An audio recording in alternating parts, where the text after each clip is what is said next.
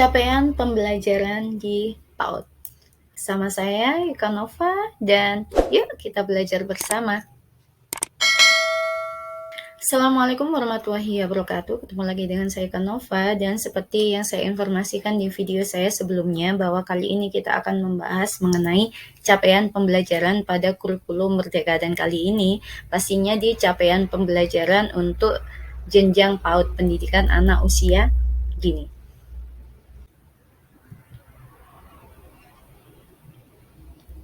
Capaian pembelajaran adalah merupakan sebuah masukan kurikulum yang digunakan oleh satuan pendidikan anak usia dini.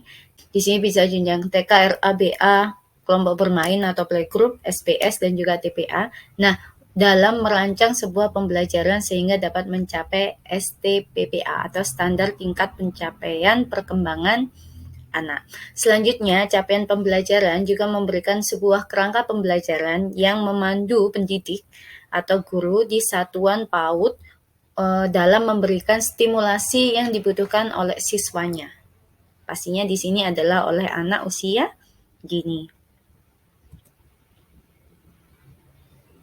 Tujuan capaian pembelajaran di PAUD, tujuannya adalah untuk memberikan sebuah arah yang sesuai dengan usia perkembangan anak pada semua aspek perkembangan anak dan menarasikan kompetensi pembelajaran yang diharapkan dicapai anak nih pada akhir PAUD agar anak siap mengikuti jenjang pendidikan selanjutnya, yakni jenjang SD. Jadi memang untuk yang pembelajaran di PAUD ini disebutnya adalah fase pondasi. Jadi adalah sebuah pondasi utama, pondasi yang disiapkan untuk jenjang pendidikan yang formal selanjutnya, jenjang SD dan seterusnya. Nah, sebelum kita membahas mengenai capaian pembelajaran di PAUD-nya, maka kita di sini perlu untuk membahas mengenai karakteristik pembelajaran di PAUD. Pada pembelajaran di PAUD, setiap anak itu adalah unik. Jadi mindset-nya adalah setiap anak itu adalah unik dan memiliki potensi, kelebihan, kekuatan masing-masing sehingga memungkinkan untuk dikembangkan lebih lanjut dan dirancanglah dengan cermat dengan stimulasi bermain yang diberikan oleh guru dalam sebuah pembelajaran. Nah, seperti itu.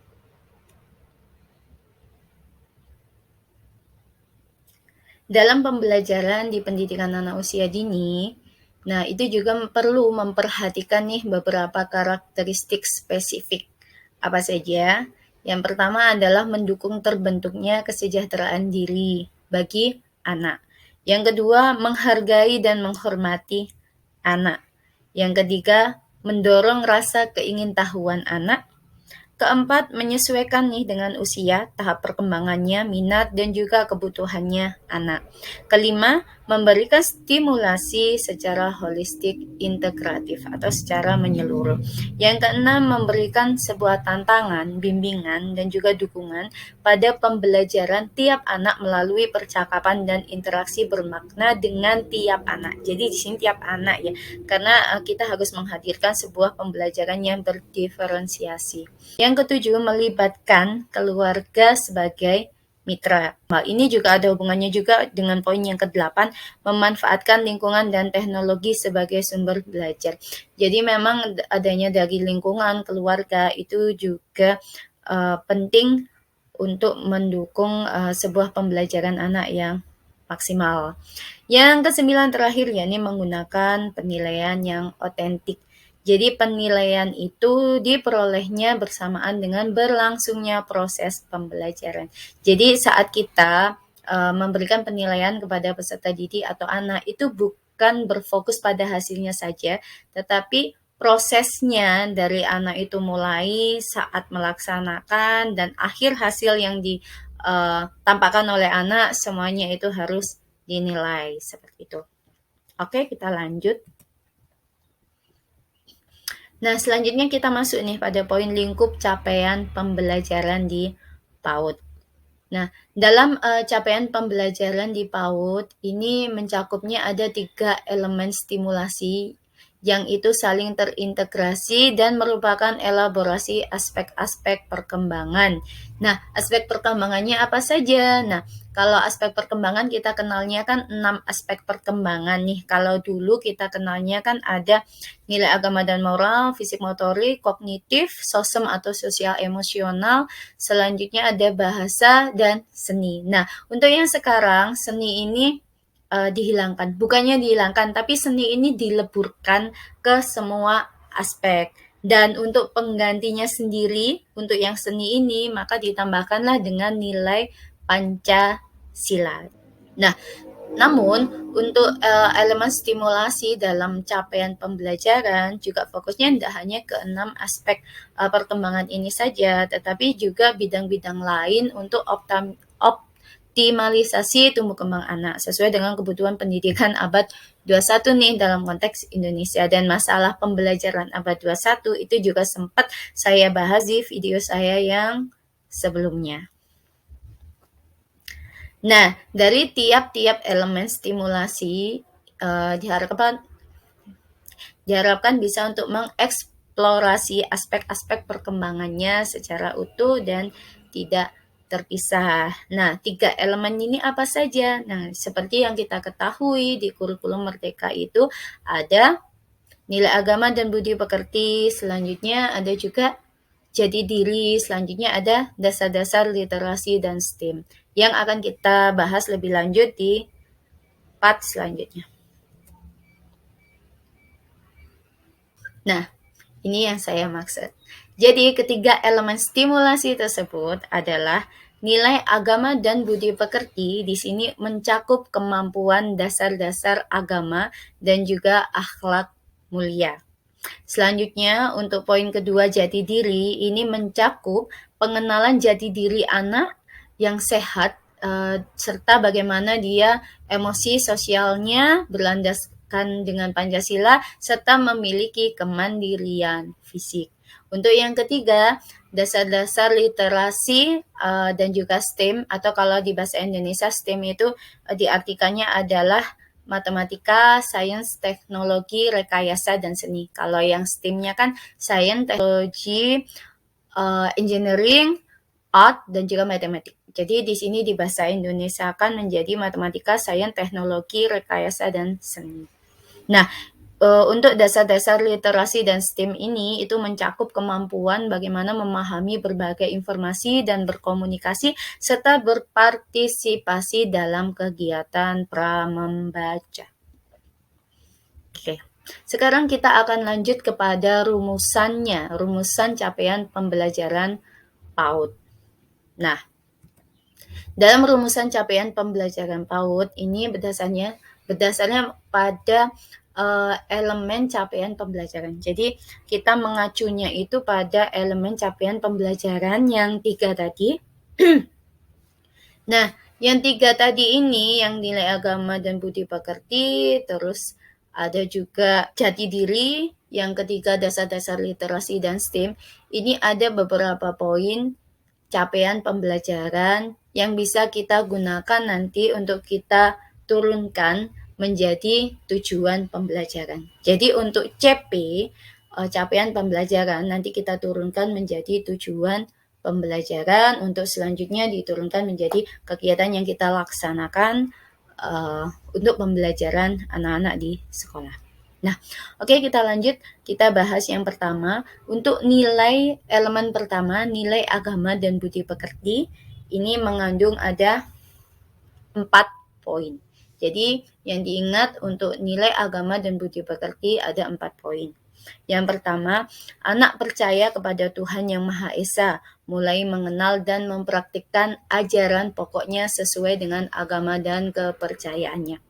Kedua, anak berpartisipasi aktif dalam menjaga kebersihan, kesehatan, dan keselamatan diri sebagai bentuk rasa sayang terhadap dirinya dan juga rasa syukurnya kepada Tuhan Yang Maha Esa. Yang ketiga, anak menghargai sesama manusia dengan berbagai perbedaannya dan mempraktikkan perilaku baik dan berakhlak mulia. Yang keempat, anak menghargai alam dengan cara merawatnya dan menunjukkan rasa sayang terhadap makhluk hidup yang merupakan ciptaan Tuhan Yang Maha Esa. Nah, itu 4 poin pentingnya nilai agama dan budi pekerti. Selanjutnya kita akan masuk ke elemen kedua, yakni jati diri. Untuk elemen jati diri ini juga ada 4 poin. Nah, poin pertama, anak mengenali, mengekspresikan, dan mengelola emosi dirinya serta membangun hubungan sosial secara sehat. Yang kedua, anak mengenal dan memiliki perilaku positif terhadap diri dan lingkungannya, baik itu keluarga, sekolah, masyarakat, negara, dan dunia, serta memiliki rasa bangga sebagai anak Indonesia yang berlandaskan Pancasila. Yang ketiga, anak dapat menyesuaikan diri dengan lingkungan, aturan, dan juga norma yang berlaku.